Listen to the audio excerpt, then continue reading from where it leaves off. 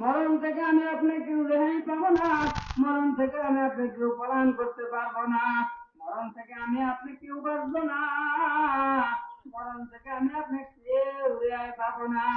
এই জন্য ভাইয়া দোস্ত বুজুর্গ কথাগুলি ভালো করে বোঝা।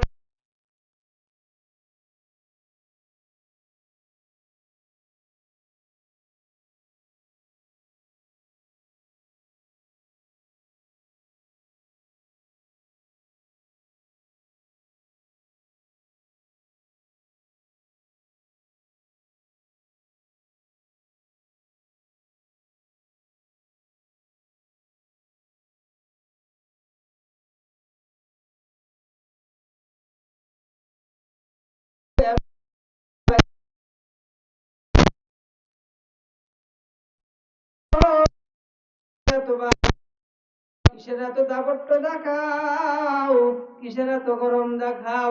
তুমি যুবক, তোমার শরীরে রক্ত গরম, সেই জন্য তুমি এত বাহাদুরি করো। কিন্তু একদিন তোমার গরম থাকবে না, একদিন তোমার বাহাদুরি থাকবে না, একদিন তুমি যুবক থাকবে না, একদিন তোমার শরীরে গরম থাকবে না। যেদিন তোমার নামটা হয়ে যাবে লাশ, ওই দিন কিন্তু তোমার শরীর দেওয়ার কোনো কাজে আসবে না, ওই দিন কিন্তু তোমার দেহ দেওয়ার কোনো কাজে আসবে না, তোমার দিকে কেউ ফিরাও তাকাবে না, তোমাকে আর ঘরের ভিতরে রাখবে না। তুমি যখন মৃত্যুবরণ করবা, তুমি যখন মারা যাবা, তোমার সন্তানেরা, তোমার বিবি বাল বাচ্চারা তোমাকে ঘরের ভিতর থেকে বাহির করে দিবে। তুমি যখন মারা যাবা, তুমি যখন মৃত্যুবরণ করবা, তোমার সন্তানেরা, তোমার ছেলে সন্তানেরা বলবে আমার বাবা আর নাই, আমার বাবা আর নাই, আমার বাবা মারা গেছে, আমার বাবা লাশ, আমার বাবা মাইয়াত হয়ে গেছে। তখন তোমার বাবা, তোমার ছেলে সন্তান তোমাকে ঘরের ভিতরে আর রাখবে না।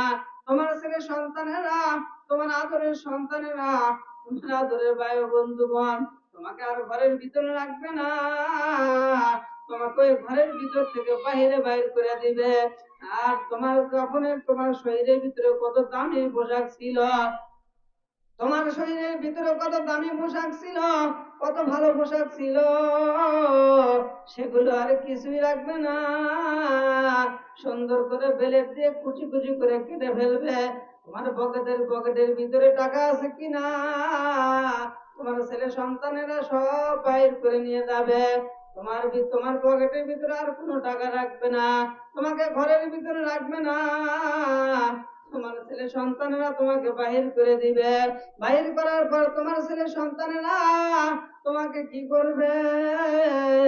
এমন একটা কাপড় পরে দিবে, এমন একটা কাপড় পরে দিবে, এমন একটা কাপড় পরে দিবে, যে কাপড়ের নাই কোনো সেলাই, যে কাপড়ের নাই কোনো পকেট, যে কাপড়ের নাই কোনো বুতাম, এমন একটা জামা তোমাকে পরিধান করে দিবে, যে জামার নাই কোনো পকেট, যে জামার নাই কোনো সেলাই, এমন একটা কাপড় তোমাকে পরিধান করে দিবে।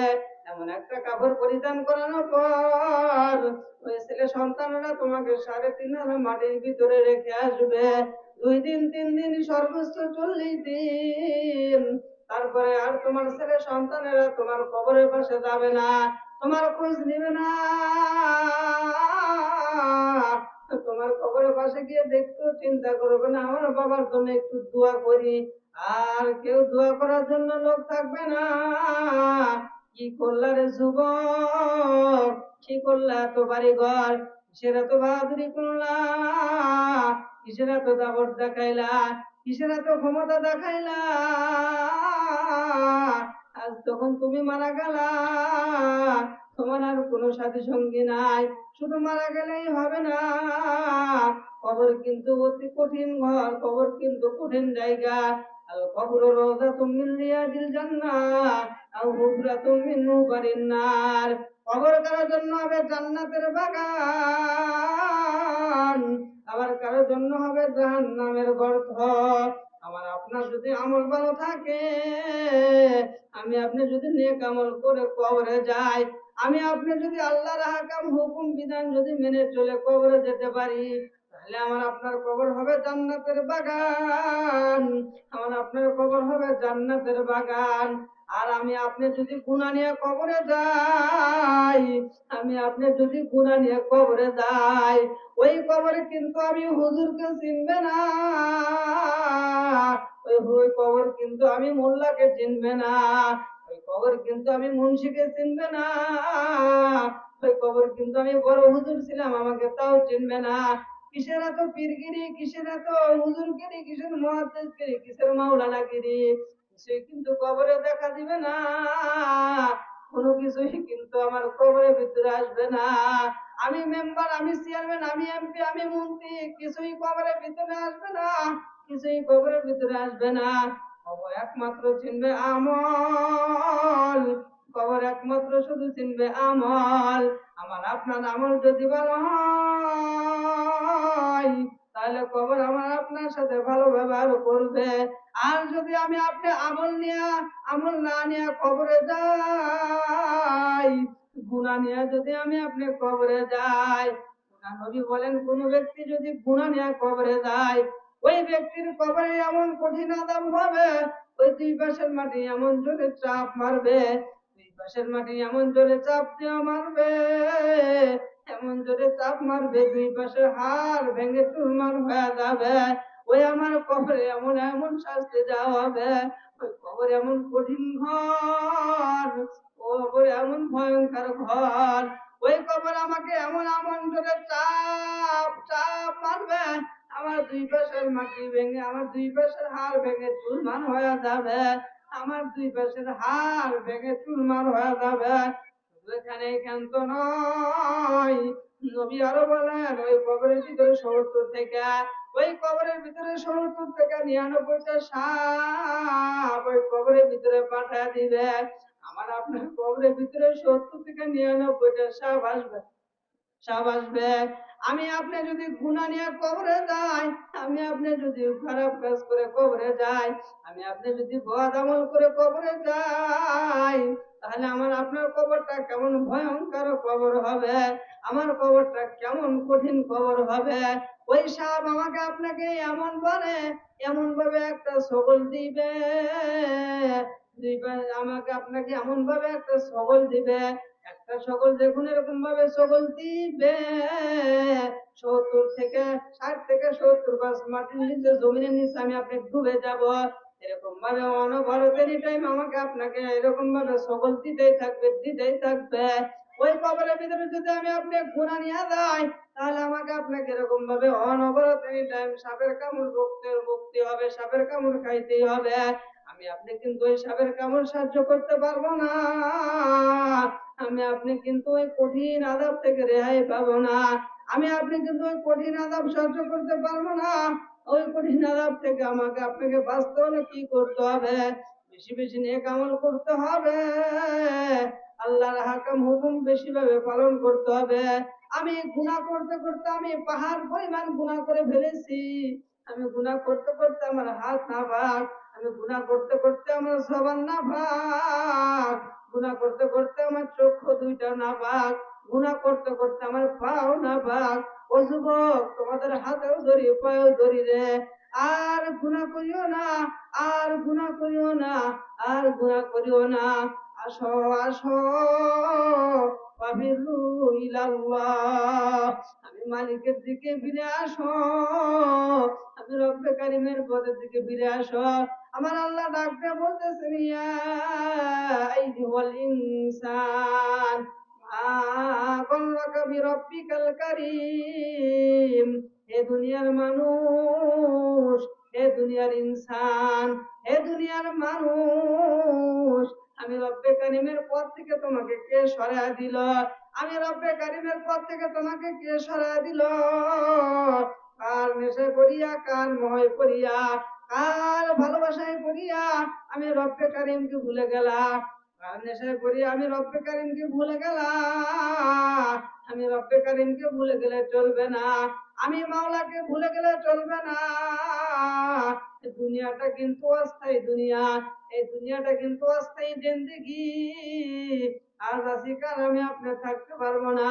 আমি আপনাকে চিরজীবন থাকার জন্য আসি নাই। আমার নবীও কিন্তু সারা জীবন থাকতে পারে নাই। আমার নবীও কিন্তু চলে গেছেন। আমাকে আপনাকে সবাইকে ছেড়ে চলে যেতে হবে। আজ আমার দাদা নাই, আজ আমার দাদি নাই, আজ আমার নানা নাই, আজ আমার নানি নাই। কিসের এত বাহাদুরি করো? তোমাকেও একদিন চলে যেতে হবে, তোমাকেও একদিন লাশ হতে হবে। কোন দিন জানি মসজিদের মাইকে এলান দিয়ে নাই, অমুক ব্যক্তি আর নাই। এখন আমার আর কোনো বাহাদুরি চলবে না, তখন আমার আর কোনো ক্ষমতা চলবে না, তখন আমার আর কোনো পাওয়ার থাকবে না, যখন আমার নামটা হয়ে যাবে লাশ। তাহলে কিসের এত বাহাদুরি করো রে যুবক? কিসের এত দাপট্য দেখাও? এই জীবন জীবন নাই, এই জীবন জীবন নাই। গুনাহ করছো, গুনাহ করতে করতে পাহাড় পরিমাণ করেছো। এই জীবনে না করিলাম বন্দেগী, গুনাহ করে কাটাইলাম জিন্দেগি। গুনাহ করছি আর তো গুনাহ আল্লাহ করব না। গুনাহ করছি আর তো গুনাহ মাওলা করব না। মাফ কইরা দাও মোদের সব গুনাহ, মাফ কইরা দাও মোদের সব গুনাহ। আদর করিয়া মানুষ আল্লাহ বানাইয়া, আদর করিয়া মানুষ আল্লাহ বানাইয়া, কেমনে দিবা জাহান্নামে ফেলিয়া, কেমনে দিবা জাহান্নামে ফেলিয়া। সকলেরই দরজা হইতে মাওলা ভিড়িয়া, সকলেরই দরজা হইতে মাওলা ভিড়িয়া, আপনারই রোজাই রইলাম পড়িয়া, তোমারই রোজাই রইলাম পড়িয়া। আমরা গুনাহ করতে করতে পাহাড় পরিমাণ গুনাহ করেছি, ও কিন্তু মালিক আমাদেরকে ফিরা দেয় নাই, আমার খানা বন্ধ করে নাই, আমার দুনিয়াতে চলাফেরা বন্ধ করে নাই, আমার দিকে কিন্তু একটু নারাজ হয় নাই। বান্দা যদি একবার আল্লাহর দিকে ফিরে আসে, আমার আল্লাহ পাক বান্দার সমস্ত গুনাহ খাতা মাফ করে দিবে। সেই জন্য ভাই দোস্ত বুজুর্গ আপনাদের হাতেও ধরি পায়েও ধরি, আর গুনার কাজ করিও না, আর নাফরমানি করিও না। আসো আসো আমার মালিকের দিকে ফিরে আসো।